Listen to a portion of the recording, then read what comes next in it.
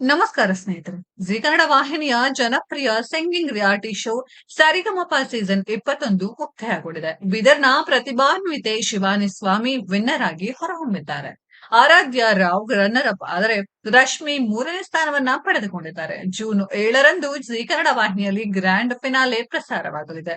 ಜೀ ಕನ್ನಡ ವಾಹಿನಿಯ ಜನಪ್ರಿಯ singing reality show ಸರಿಗಮಪ season 21 ಕಾರ್ಯಕ್ರಮಕ್ಕೆ ಅದ್ದೂರಿ ತೆರೆಬಿದ್ದಿದೆ. ಸರಿಗಮಪ ಸೀಸನ್ 21 ಕಾರ್ಯಕ್ರಮದಲ್ಲಿ ವಿನ್ನರ್ ಆಗಿ ಶಿವಾನಿ ಸ್ವಾಮಿ ಹೊರಹೊಮ್ಮಿದ್ದಾರೆ. ಅದಕ್ಕೆ ಸಾಕ್ಷಿ ಎಂಬಂತೆ ಶಿವಾನಿ ಸ್ವಾಮಿ ಕೈಯಲ್ಲಿ ವಿನ್ನರ್ ಟ್ರೋಫಿ ಇರುವ ಫೋಟೋ ಸೋಷಿಯಲ್ ಮೀಡಿಯಾದಲ್ಲಿ ವೈರಲ್ ಆಗಿದೆ. ಶಿವಾನಿ ಸ್ವಾಮಿ ಮೂಲತಃ ಬೀದರ್ನವರು. ಅದ್ಭುತ ಕಂಠ ಹೊಂದಿರುವ ಪ್ರತಿಭಾವಂತೆ ಶಿವಾನಿ ಸ್ವಾಮಿ.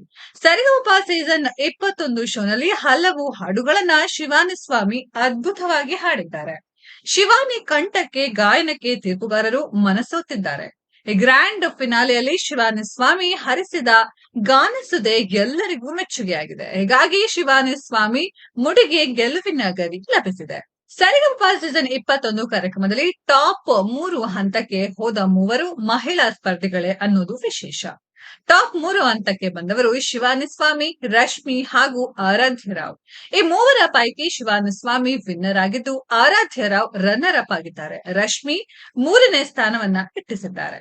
ಇನ್ನು ಟಿಕೆಟ್ ಫಿನಾಲೆ ಸುತ್ತಿನಲ್ಲಿ ಒಟ್ಟು 13 ಸ್ಪರ್ಧಿಗಳು ಭಾಗವಹಿಸಿದ್ದರು. ಬಾಳು ಬೆಳಗುಂದಿ, ಧ್ಯಾಮೇಶ, ಮನೋಜ್, ಭೂಮಿಕಾ, ಕಾರ್ತಿಕ್, ಲಹರಿ, ರಶ್ಮಿ, ಅಮೋಘ ವರ್ಷ, ಸುದೀಕ್ಷಾ, ಆಗಮ ಶಾಸ್ತ್ರಿ, ದೀಪಕ್, ಶಿವಾನಿ ಸ್ವಾಮಿ ಮತ್ತು ಆರಾಧ್ಯ ರಾವ್ ನಡುವೆ ಟಿಕೆಟ್ ಫಿನಾಲೆ ಹಣಾಹಣಿ ಇತ್ತು.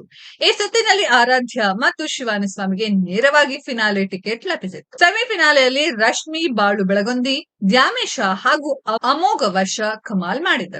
ಪರಿಣಾಮ ಈ ನಾಲ್ವರು ಫಿನಾಲೆಗೆ ಕಾಲಿಟ್ಟರು. ಅಂತಿಮವಾಗಿ ಆರಾಧ್ಯ ರಾವ್, ಶಿವಾನಿ ಸ್ವಾಮಿ, ರಶ್ಮಿ, ಬಾಳು ಬೆಳಗುಂದಿ, ದ್ಯಾಮೇಶ ಹಾಗೂ ಅಮೋಘ ವರ್ಷ ಗ್ರ್ಯಾಂಡ್ ಫಿನಾಲೆಗೆ ಕಾಲಿಟ್ಟರು. ಈ ಪೈಕಿ ಟಾಪ್ 3 ಹಂತಕ್ಕೆ ಬಂದಿದ್ದು ಶಿವಾನಿ ಸ್ವಾಮಿ, ಆರಾಧ್ಯ ರಾವ್ ಹಾಗೂ ರಶ್ಮಿ. ಸ್ನೇಹಿತರೆ, ಸರಿಗಮಪ ಸೀಸನ್ 21ರಲ್ಲಿ ಶಿವಾನಿ ಸ್ವಾಮಿ ಗೆದ್ದಿದ್ದು ನಿಮ್ಗೆಲ್ಲ ಎಷ್ಟು ಖುಷಿ ಆಯ್ತು ಅನ್ನೋದ್ರ ಬಗ್ಗೆ ಕಾಮೆಂಟ್ ಬಾಕ್ಸ್ ಅಲ್ಲಿ ಕಾಮೆಂಟ್ ಮಾಡಿ.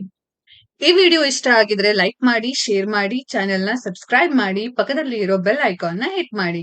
ಮುಂದಿನ ವಿಡಿಯೋದಲ್ಲಿ ಭೇಟಿಯಾಗೋಣ. ಧನ್ಯವಾದಗಳು.